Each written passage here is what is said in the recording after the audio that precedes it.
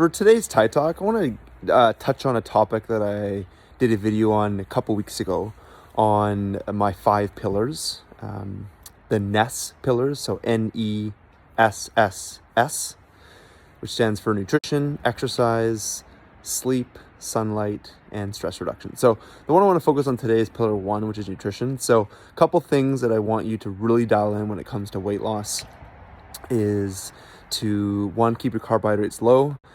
You don't necessarily need to do a ketogenic diet, which means 20 grams of total carbohydrates or less per day. However, if you do have quite a bit of weight to lose, you have stubborn fat, maybe you have diabetes, you have some metabolic syndrome conditions, maybe you have cardiovascular disease, PCOS if you're female, any number of these conditions, high blood pressure, then I do recommend doing the keto diet at least for a few months.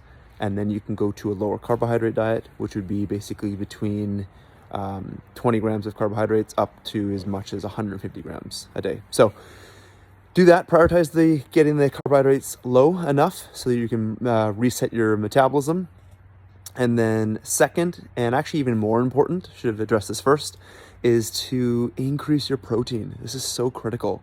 So try to aim to get 1 gram of protein per pound of ideal or goal body weight.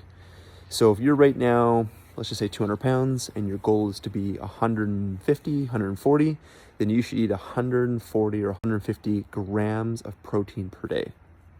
Now, one thing I like to talk to clients a lot about is there's the difference between grams of protein and grams in weight of a food. They're 2 different things. So to give you an idea, 30 grams in weight of a protein food, like a steak, ground beef, eggs, chicken, 30 grams in weight is only giving you 6 grams of protein. So use that to calculate your foods. 30 grams in weight is also 1 ounce. So 30 grams in weight, 1 ounce equals 6 grams of protein.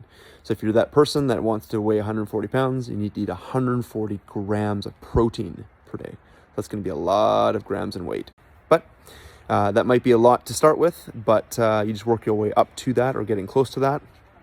Don't worry if you don't actually get to that number. The goal is just to eat more protein to deal with satiety, to deal with hunger, and also to help to boost your metabolism and build muscle. So protein is paramount. It's most important. And then secondly is going to be keeping the carbohydrates low.